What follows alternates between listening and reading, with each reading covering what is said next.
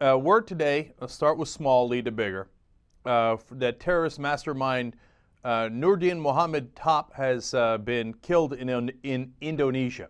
Now, this was not a direct strike from the United States, but does seem rather coincidental that all of a sudden two of the top terrorist leaders in Southeast Asia have been taken out in about the span of 2 months.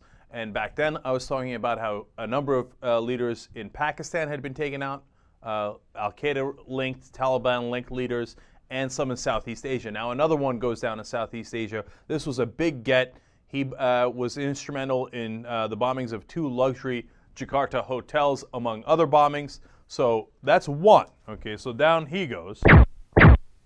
Then we move over to Pakistan, where we've got 2 more top Al-Qaeda guys that are down. An operations chief, Ilyas Kashmiri, he's gone. And then Nazimuddin, also known as Yahya, he was one of the militant leaders killed, and he is actually not from Pakistan. He's a foreign fighter that had gone to Pakistan. He's from Uzbekistan, and down he goes. And remember, they also killed a little while ago Baitullah Masood, other than Zawahiri and bin Laden, the biggest terrorist in Pakistan. They took his ass out. Okay, so now that's a lot of dead Al-Qaeda floating around there, and some other terrorists not linked to Al-Qaeda. And Pakistan is exactly where, of course, and North Waziristan, where these drone hits wound up succeeding, is exactly where we think the top leadership of Al-Qaeda is. So the vice gets a little tighter and a little tighter. Now, the fact that Yahya is not Pakistani is very relevant, because now we're getting close to foreign fighters in Pakistan. Other foreign fighters in Pakistan are known by the names of Osama bin Laden and Ayman al-Zawahiri. Zawahiri is from Egypt, of course, originally, and bin Laden is from Saudi Arabia. Now, on top of all of that, a couple of days ago, and again in a story not much mentioned elsewhere, the most wanted Al-Qaeda operative in Somalia and in that whole region of Africa, Salih Ali Salih Namhan. Guess what happened? Goner. Okay. Now the one in Somalia was a very large figure. Like Baitullah Masood was the largest Al-Qaeda-linked figure in Pakistan, this gentleman in Somalia was the largest Al-Qaeda-linked figure in that area. That's a lot of leadership they just got. Now, let me make 2 notes on that. One, I think, if you're bin Laden, tick-tock, tick-tock, tick-tock. The people who say we should get out of Afghanistan, I have to sincerely disagree. Right now, the vice is closing in on Al-Qaeda leadership. Leaving Afghanistan now, I think, would be a terrible idea. We have what they call unfinished business there. If I was Obama, I would not go anywhere until I finished off these Al-Qaeda leadership in northern Pakistan. Because if you leave Afghanistan, they just run right into Afghanistan. Right now, Pakistan closing in from the south, we're closing in from the north, and we got the drones making life a nightmare for these guys. So I really feel that we're damn close to getting these guys. I'm going to be very curious to see how the right wing is going to spin that. Here, I'll make a quick prediction.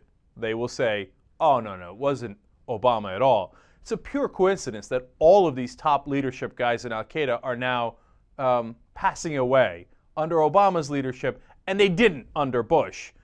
And that somehow Obama's success is a remnant of Bush's in some way. Look, there has been an enormous difference in how we've handled terrorism between Bush and Obama. And it's definitely not us being softer on the terrorists, because these guys are going down like a ton of bricks at this point. And Obama's coming down very, very hard on that. Okay, that leads to point number 2. Look at how they have handled the public relations of this, okay? Now, and the politics of this. In some ways, I give them credit. In other ways, I'm frustrated by it. What do I mean?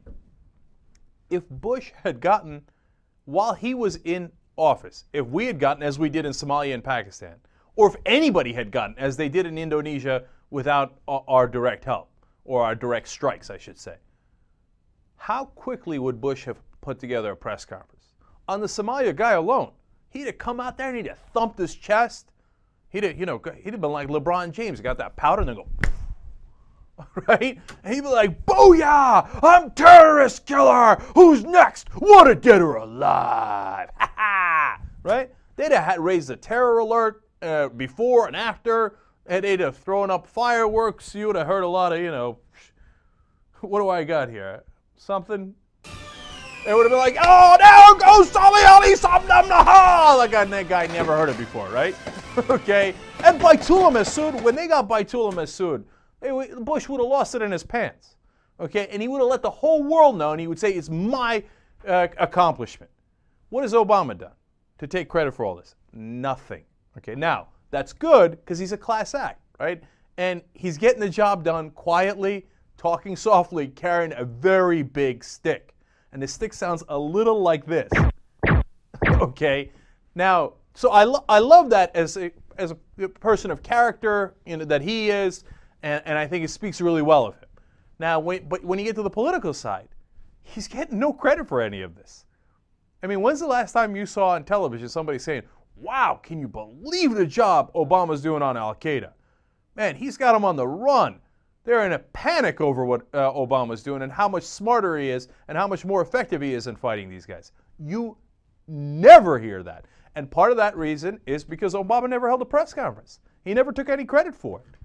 And you know what? As much as I like him personally for that, I got to say that's bad politics. And then so when all of a sudden it'll seem like out of nowhere they get bin Laden, people will say, they got lucky. It was because of Bush. La, la, la. Whereas if you put all these things together, I'm telling you ahead of time, they didn't get lucky. They've got a plan, and they're closing in, and they're going to get the guy, and it's not going to be a coincidence. It's because they're doing a really smart and really effective strategy. Man, the fact that they got to that foreign fighter in northern Pakistan, they're inches away. Look, I'm telling you ahead of time. So if I'm wrong, you'll see I'm wrong. But I don't think so.